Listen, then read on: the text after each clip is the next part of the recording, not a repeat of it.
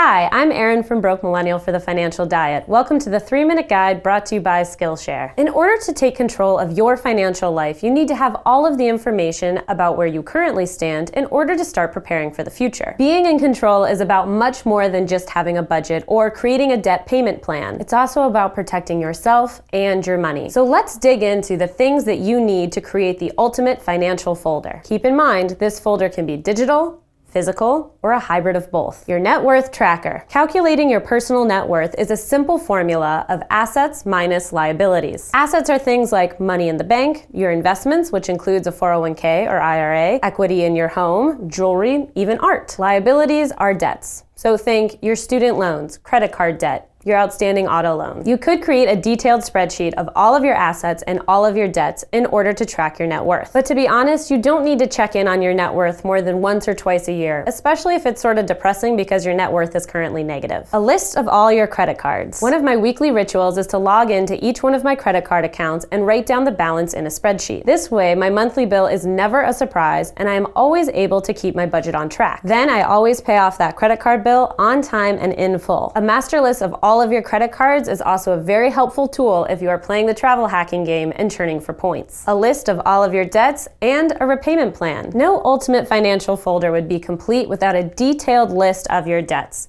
How much they are, who owns them, what your monthly payment is. You can couple this grid with a detailed repayment plan in order to motivate yourself to keep pushing towards that goal of debt freedom. Beneficiaries on all your accounts. Beneficiaries are the people who would automatically inherit your money if you were to die. You can put a beneficiary on your bank accounts, your retirement plans, or your investments. Interesting fact, a beneficiary can actually override what's in a will, so be sure to keep them updated as life happens. For example, my sister is currently my beneficiary on all of my accounts. But when I get married next month, that will get switched to my husband. A list of your passwords. You can use a password manager like LastPass, Keeper, or Dashline in order to stay sane and be protected. However, it's also wise to have some sort of fail-safe in case another person does need to get access to your passwords in your accounts. And finally, a will and a power of attorney. First, a power of attorney means you can designate a specific person to make your decisions for you in the instance that you're incapable of doing so yourself. Second, I know it's easy to put off having a will, especially if you feel like you really have nothing to give.